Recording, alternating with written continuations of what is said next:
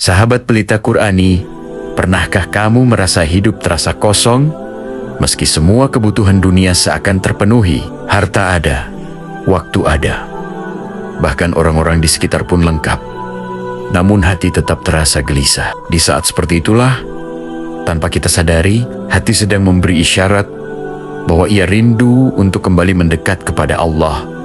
Karena sejatinya, hati manusia tidak akan pernah benar-benar tenang, kecuali ketika ia dekat dengan Rabb-Nya. Mendekatkan diri kepada Allah tidak selalu dimulai dari amalan besar yang berat dilakukan. Ia justru dimulai dari sesuatu yang paling mendasar, yaitu niat. Niat adalah arah perjalanan hati. Ketika niat kita lurus karena Allah, maka setiap langkah kecil akan bernilai besar di sisinya. Sebaliknya, jika niat kita tercampur oleh ria, ingin dipuji, atau sekadar mengikuti kebiasaan, maka ibadah pun bisa kehilangan ruhnya. Menata niat berarti menghadirkan Allah dalam setiap tujuan hidup.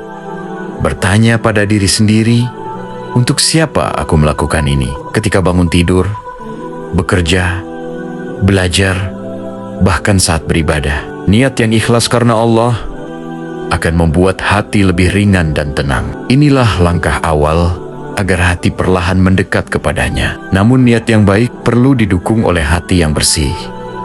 Hati adalah tempat turunnya hidayah. Jika hati dipenuhi oleh iri, dengki, dendam, dan kesombongan, maka cahaya petunjuk akan sulit masuk. Membersihkan hati bukan perkara instan, tetapi proses yang harus dijalani dengan kesadaran dan kejujuran terhadap diri sendiri. Seringkali kita rajin beribadah, namun masih mudah marah, mudah meremehkan orang lain, dan sulit menerima takdir. Ini bukan berarti ibadah kita sia-sia, tetapi bisa jadi hati kita masih perlu dibersihkan. Allah tidak hanya melihat gerakan tubuh dalam ibadah, tetapi juga keadaan hati yang tersembunyi. Membersihkan hati dimulai dengan taubat yang sungguh-sungguh, mengakui kesalahan di hadapan Allah, menyesali dosa, dan bertekad untuk memperbaiki diri. Taubat adalah pintu kedekatan dengan Allah yang selalu terbuka selama nyawa belum sampai di tenggorokan. Tidak ada dosa yang terlalu besar untuk diampuni olehnya. Selain taubat, hati juga dibersihkan dengan memaafkan. Memaafkan bukan berarti membenarkan kesalahan orang lain, tetapi membebaskan hati dari beban yang menghalangi kedekatan dengan Allah.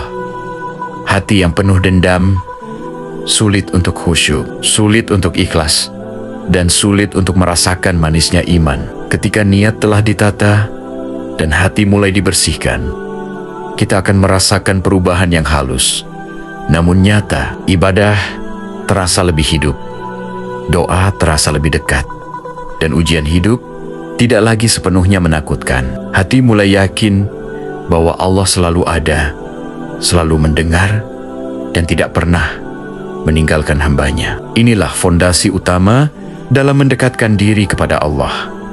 Tanpa niat yang lurus dan hati yang bersih, langkah selanjutnya akan terasa berat. Tetapi ketika fondasi ini kuat, maka perjalanan menuju kedekatan dengan Allah akan terasa indah meski penuh ujian. Ini bukan kebetulan. Salat adalah tanda betapa pentingnya ibadah ini sebagai penghubung langsung antara hamba dan Rabb-Nya. Ketika seseorang menjaga salatnya, sejatinya ia sedang menjaga hubungannya dengan Allah. Dan ketika salat mulai ditinggalkan atau disepelekan, saat itulah jarak antara hati dan Allah perlahan melebar. Banyak orang merasa sulit mendekatkan diri kepada Allah, padahal kuncinya ada pada salat yang 5 waktu.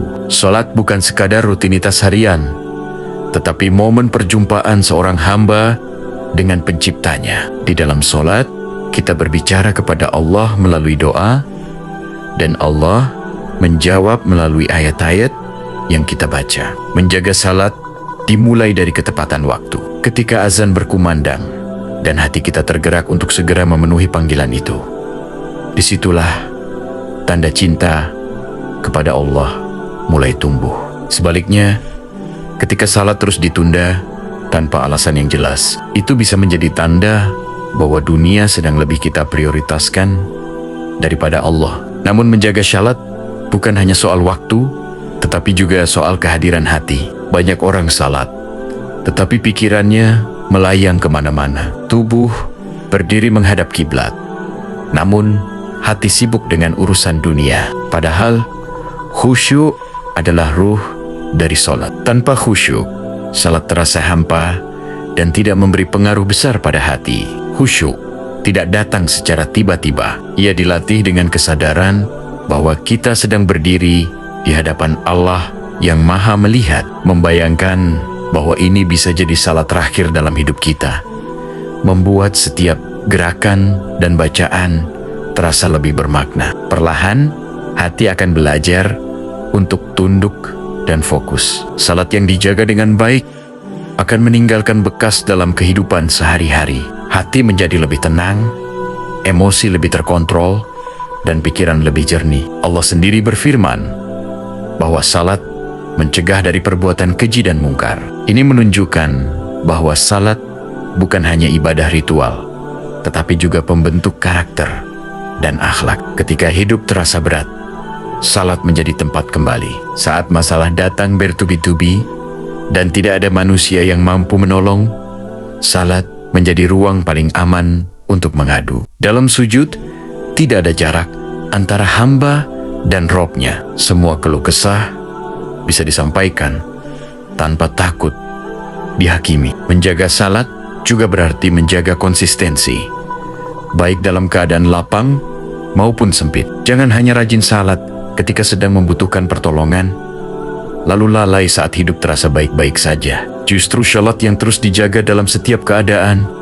itulah yang akan mendekatkan hati kepada Allah secara nyata. Jika salat sudah menjadi kebutuhan, bukan sekadar kewajiban, maka kedekatan dengan Allah akan terasa dengan sendirinya. Hati akan merasa hampa jika meninggalkannya, dan merasa tenang setelah menunaikannya. Di titik inilah salat benar-benar menjadi penghubung utama antara kita dan Allah. Inilah langkah penting setelah menata niat dan membersihkan hati. Karena tanpa salat yang terjaga, kedekatan dengan Allah akan sulit diraih. Di saat pikiran penuh, dada terasa sempit, dan masalah datang tanpa jeda, satu kalimat di zikir mampu menenangkan hati dengan cara yang tidak bisa dijelaskan oleh logika. Inilah kekuatan di zikir dan doa, amalan sederhana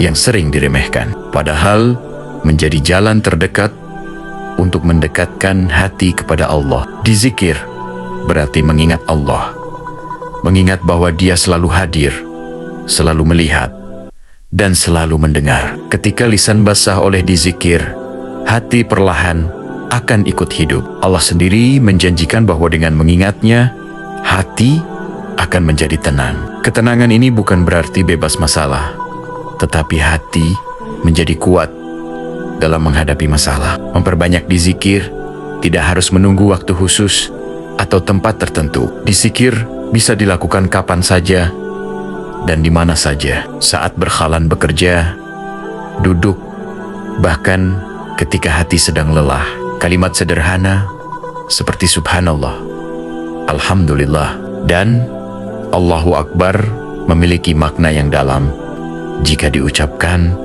dengan kesadaran penuh. Dizikir juga menjadi pelindung hati dari bisikan negatif dan kegelisahan. Hati yang kosong dari dizikir akan mudah dipenuhi rasa takut, cemas, dan prasangka buruk. Sebaliknya, hati yang terbiasa mengingat Allah akan lebih tenang dan lapang meski berada dalam situasi sulit. Selain zikir, doa adalah bentuk kedekatan yang sangat istimewa antara hamba dan Robnya. Doa adalah pengakuan bahwa kita lemah dan Allah Maha Kuasa.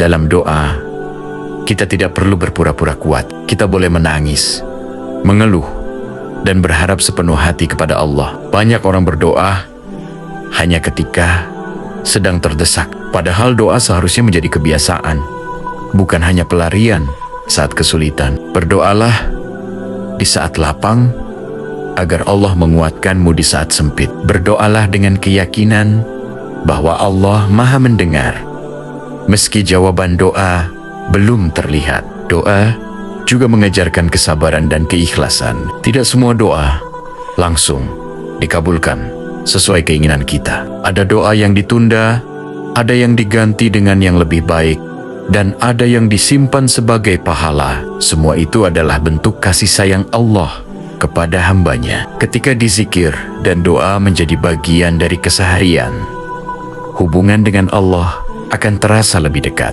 Hati tidak mudah goyah, dan iman perlahan menguat. Kita mulai menyadari bahwa tidak ada tempat bergantung yang lebih aman selain Allah. Dizikir dan doa adalah bukti bahwa kita selalu membutuhkan Allah, bukan hanya saat susah, tetapi dalam setiap detik kehidupan. Semakin sering kita mengingatnya, semakin dekat pula Allah dengan kita. Dan ketika Allah sudah dekat, tidak ada lagi yang perlu ditakutkan. Ujian bukanlah tanda kebencian Allah, melainkan bentuk perhatiannya kepada hamba yang ingin Dia dekatkan.